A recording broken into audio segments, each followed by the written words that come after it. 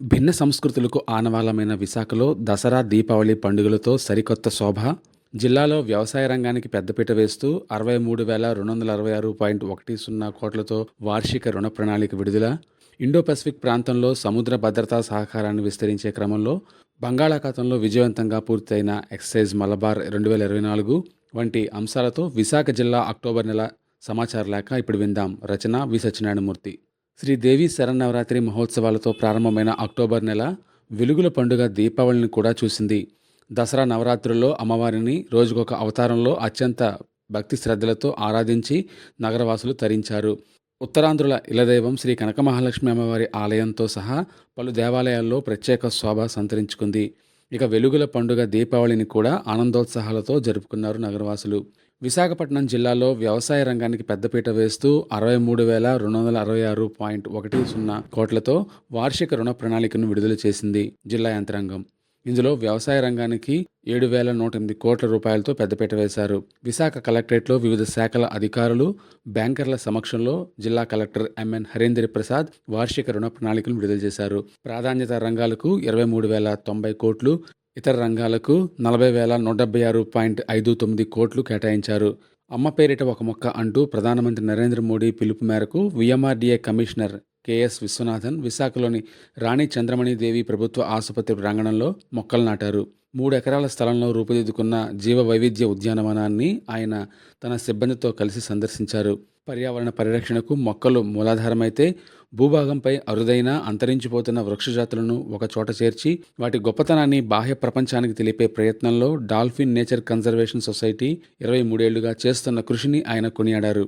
మరోవైపు పల్లె పండుగ వారోత్సవాలను జిల్లా యంత్రాంగం విజయవంతంగా నిర్వహించింది. 29,004 కోట్ల రూపాయల అంచనా వ్యయంతో గ్రామీణ మండలాల పరిధిలో 322 పనులు చేసేందుకు ప్రతిపాదనలు సిద్ధం చేశారు. లేబర్ బడ్జెట్ కూడా రూపొందించుకుని దాని ప్రకారం పనులను చేపట్టినట్లు జిల్లా కలెక్టర్ ఎంఎన్ హరేంద్ర ప్రసాద్ తెలిపారు. కేంద్ర ప్రభుత్వ పథకాలైన ప్రసాద్ స్వదేశీ దర్శన్లతో ఐకానిక్ టూరిజం ప్రాజెక్టులను చేపట్టేందుకు పర్యాటక శాఖ విశాఖలో రంగం సిద్ధం చేస్తోంది. అదే బాటలో ఎకో టూరిజం, అడ్వెంచర్ టూరిజంలని మరింత అభివృద్ధి చేస్తామని మంత్రి కందుల దుర్గేష్ విశాఖలో స్పష్టం చేశారు. విశాఖపట్నంలో పర్యాటక అభివృద్ధి సంస్థ చేపట్టిన పలు అభివృద్ధి కార్యక్రమాలను మంత్రి స్వయంగా పరిశీలించారు.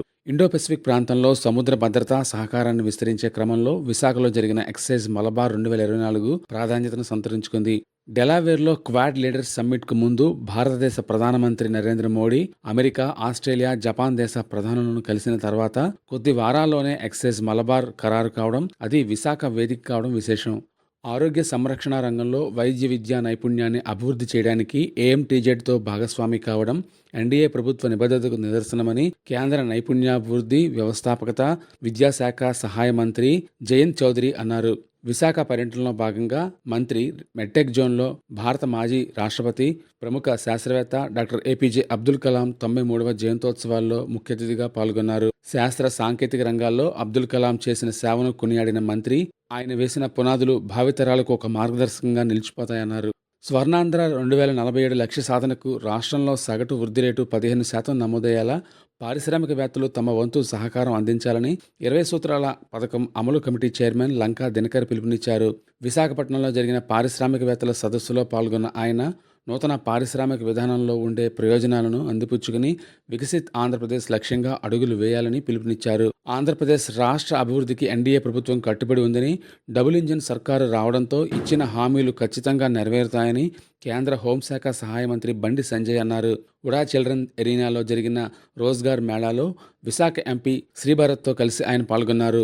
ఉత్తరాంధ్ర పరిధిలో వివిధ కేంద్ర ప్రభుత్వ శాఖల్లో ఎంపికైన 110 మందికి నియామక పత్రాలను ఆయన అందజేశారు. భారత ప్రథమ హోంశాఖ మంత్రి సర్దార్ వల్లభాయ్ పటేల్ జయంతి సందర్భంగా విశాఖలో సిబ్బంది చేత ఐక్యతా ప్రతిజ్ఞత చేయించారు. జిల్లా కలెక్టర్ ఎంఎన్ హరేంద్ర ప్రసాద్, జిల్లా రెవెన్యూ అధికారి బిహెచ్ భవానీశంకర్, కలెక్టరేట్ ఏఓ ఈశ్వరరావులు సర్దార్ వల్లభాయ్ పటేల్ చిత్రపటానికి నివాళులర్పించి ఆయన సేవలను గుర్తు చేసుకున్నారు. ఇప్పటి వరకు అక్టోబర్ నెల జిల్లా సమాచార లేఖ విన్నారు. మళ్ళీ నవంబర్ నెల సమాచార లేఖలో కలుద్దాం.